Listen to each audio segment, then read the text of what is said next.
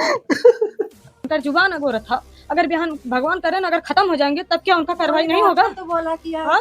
उनका कार्रवाई नहीं होगा? क्या पैसे ले छोड़ दे रहे हैं? हम लोग के गरीब हैं इसीलिए फायदा उठा रहे हैं। दे रहे हैं सर पुलिस कि अगर वो नहीं मारा होगा, नहीं पकड़ाया होगा तो तुम लोग को जेल डाल देंगे। उल्टे यही मने के लोग ऊपर केस डाल रहे हैं। पुलिस वाले हाँ, पुलिस वाले ऐसी धमकी दे रहे हैं। कह रहे हैं कि जी दरोगा साहब बोल रहे थे, वो संकेत में बताए कि ये एक दे दो हाँ। और हम जो है फैजू के लड़के के छोटू को जेल भेज देंगे। जब हमने पैसे की मांग सुनी तो हमने सीधा घर चलाया और उसको शाम तक रिहा कर दिया, छोड़ दिया गया थाने से। पुलिस वाले पैसे मांगते थे कितना मांगते थे? कि कहते थे कि 10,000 दो, 20,000 दो, 5,000 दो, तब हम कार्रवाई करेंगे। अच्छा, प्रशासन के लोग पैसा लेकर के तब जाके हाँ, कार्रवाई करेंगे। कहते थे कि सर कि हम झूठे अनासम हम किसके ऊपर केस लगाएं बताओ, आप हमें सबूत नहीं दे रहे थे, हम कैसे? जब वो इंसान कह रहा है अपने जुबान से कि हम जैसे हाल सुरजीत की किए उसी हाल तुम्हें कह रहे हैं, तो जान लो उसी ने किया है। अभी हम मौजूद हैं आजमगढ़ जिले के कोतवाली फूलपुर क्षेत्र के अंतर्गत ग्राम सभा यूसुफपुर और खानपुर में, और यहाँ पे एक पेशेंट दिखाई दे रहे होंगे। इनको बेरहमी से मारा गया और कहीं ना कहीं इनकी हालात आज ये कोमा में हैं। डॉक्टर के द्वारा बताया गया, डॉक्टर के द्वारा काफ़ी इलाज भी किया गया और अभी तक इनको आराम नहीं मिल पाया है। परिवार वालों के द्वारा बताया जा रहा है कि ये कोमा में है और ये घटना घटित कैसे हुआ, आइए इनके परिवार के लोगों से जानने का प्रयास करते हैं। भैया थोड़ा सा पहले हम आपका परिचय जानना चाहेंगे। भैया हम यूसुफपुर खानपुर, इंद्रलेश यादव, और हमारा घर यूसुफपुर खानपुर में है। ये बताइए, ये जो कोमा अवस्था में हैं क्या लगते हैं आपको? ये हमारे छोटे भाई हैं। आपके छोटे भाई हैं। ये बताइए इनकी ये हालात कैसे हुई? भैया 25 फरवरी की घटना है और ये जो है फैजू सोनकर, जो उनका लड़का छोटू है, इनकी लकड़ी जो है 3 चक्कर खेतासराय छोड़ने गया और अच्छा, ये पहले पिकअप चलाते हाँ थे? पिकअप चलाता था और 3 चक्कर लकड़ी छोड़ने के बाद पैसा मांगने पर उसने जो है धमकी दिया इसको और शाम के टाइम इसको घटना घटी और अपने लड़कों को भेजकर इसे मरवा दिया। अच्छा, इन्होंने जो पिकअप से लकड़ी ले जाकर के जहाँ जहाँ भी पहुँचाया होगा उसका ये मेहनताना, यानी मतलब वो अपने गाड़ी का भाड़ा मांगे हैं तो इस तरीके से घटना को अंजाम दिया गया। हाँ सर, इस तरह से इसको मार दिया गया। शाम के टाइम लगभग 7 बजे 6:30 बजे घटना है। जिन लोगों के द्वारा मारा गया आप उनका नाम बता सकते हैं? हाँ सर एक छोटू सना फैजू हाँ। और एक भोनू सना तिवारी, ये दोनों लड़कों को मैंने थाने में नाम दर्ज करवाया और उनको उठवाया गया और कोई कार्रवाई नहीं हुई। पैसे लेकर इनको थाने से छोड़ दिया गया। अच्छा, प्रशासन के द्वारा पैसा लेकर के ये जो आरोपी हैं, जो जिनके द्वारा इनको मारा पीटा गया, उनको पैसा लेकर छोड़ दिया गया, ऐसा आपका आरोप है? हाँ सर। तो आपको कैसे पता कि प्रशासन के लोगों ने पैसा लिया? सर वो जब छूट कर आते हैं तो किसी ना किसी के द्वारा जो है बताते हैं कि सूचना प्राप्त हो जाती है। सूचना प्राप्त हो जाती है, बता देते हैं कितना पैसा लिए, छोड़ दिए हमको। और ये इस घटना को अंजाम इन्होंने कब दिया, कितना समय पहले? इन्होंने सर जब घटना घटी उसके आधे घंटे बाद हमको पता चल गया। नहीं, लगभग कितना दिन हुआ? इनको तो 6 महीने आज 6 महीने हो गए। 6 महीने हो गए। अभी आरोपी पुलिस की गिरफ्त में नहीं है, वो घूम रहे हैं। हाँ, वो थाने से छूटकर इधर उधर घूम रहे हैं। धमकी भी देते हैं किसी के द्वारा कि उसको साले को भी मार दो और वही है दौड़ने वाला और उसके पास कोई है नहीं, उसको भी मार दिया जाएगा तो जो है मामला यहीं से सलट कर खत्म हो जाएगा। इसकी शिकायत आपने एसपी महोदय को किया आजमगढ़? हाँ सर, हमने दरखास्त दिया था एसपी के पास जाकर। क्या फिर वहाँ से क्या रिस्पांस मिला कि नहीं कुछ आपको? वहाँ से भी सर फोन थाने पे किए मगर कोई सुनवाई नहीं हुई। तो सुनवाई नहीं हुई? बस वही कार्य हुआ है कि ले जाते हैं, जिसका नाम हमने दिया दर्ज किया उसको ले गए, लेकर पैसा लेकर फिर छोड़ दे रहे हैं। ये बताइए अभी तक लगभग इनके इलाज में कितना खर्चा आपने वाहन कर दिया है? सर हम सब अभी तक 12 लाख रुपए 12 लाख रुपए इनके इलाज में लग गया है। है। तो ये बताइए, आप कह रहे हैं कि काफी लोगों ने सहयोग भी किया, कौन लोग हैं वो? हाँ सर, बानर सेना ग्रुप से 1,17,000 रुपए का हमें सहयोग मिला था और गांव से 50,000 का सहयोग मिला था।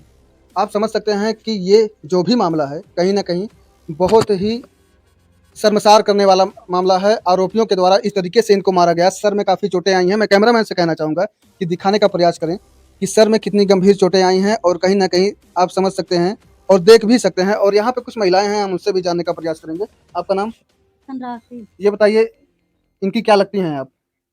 हमारा लड़का छोटा। अच्छा, आपके लड़के हैं। छोटा। तो ये बताइए, घटना हुए लगभग 6 महीने हो गए हैं। हाँ। प्रशासन भी कोई कार्रवाई नहीं कर रही? नहीं भाई, ना हो। प्रशासन के लोग यहाँ पे आते हैं? हाँ, आए मैं ना फोटो खींचे लेके चल जाना, बोलो हमारे पतो बोलल कि तुम लोग कुछ करते नहीं हो, फोटो खाली खींच के ले जातूगा। अच्छा, ये बताइए, इस मामले को देख रेख कौन कर रहा है, मालूम है? जो थाने के तैनात हैं दरोगा, क्या नाम है पता है? वह पुलिस आवे ना। क्या नाम भैया?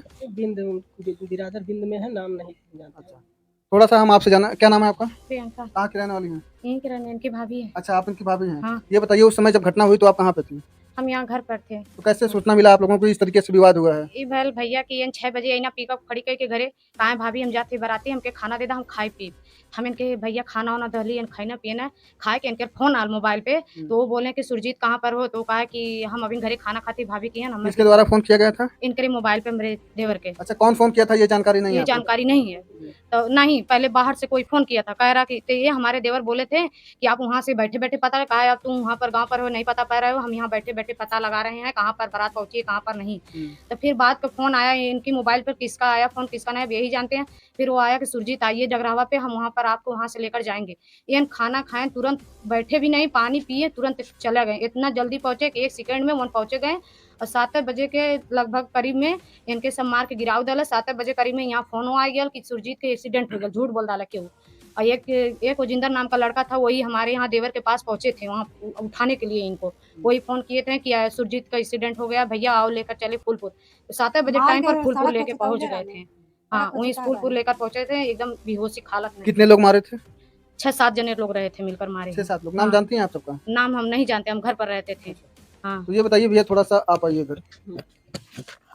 इनको कहाँ इलाज करवाया गया, किस हॉस्पिटल में? पहले सर यहाँ फूलपुर जो है ताहिर हॉस्पिटल में ले गए शाम के समय, तो उनकी हालत सही नहीं हुई।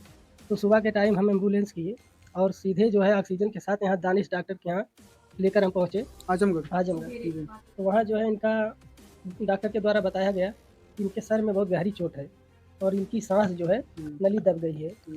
तो बोले डॉक्टर साहब तब हम क्या होगा, तो डॉक्टर साहब बोले कि इनका ऑपरेशन ज़रूरी है और ऑपरेशन नहीं होगा तो बचेगा नहीं।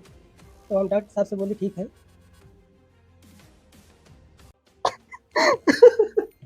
आप समझ सकते हैं कि कहीं ना कहीं पीड़ित कैमरे के सामने किस तरीके से विलाप कर रहा है, यानी रो रहा है और कुछ भी बताने के लिए तैयार नहीं है भैया।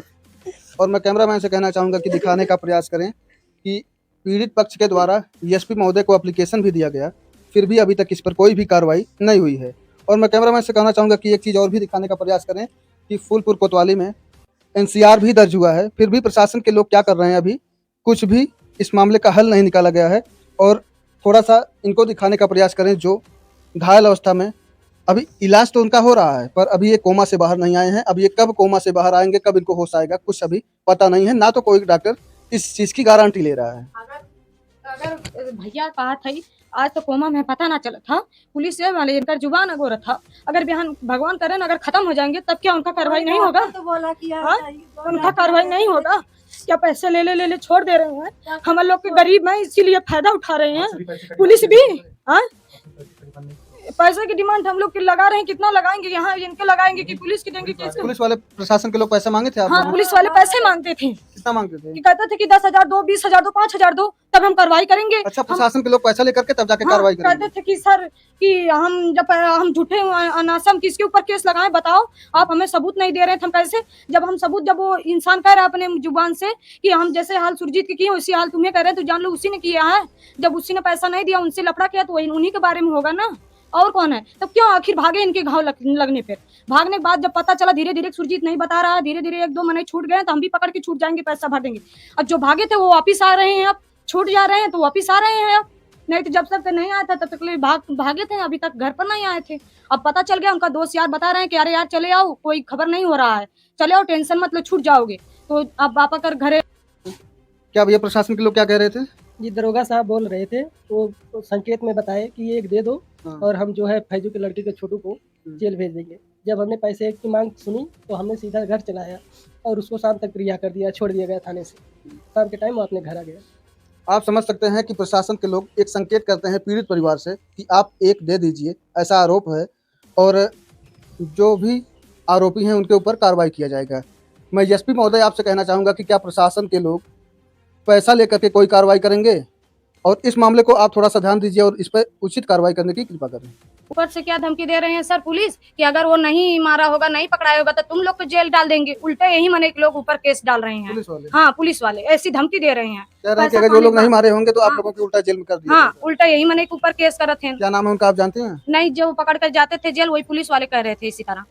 हाँ।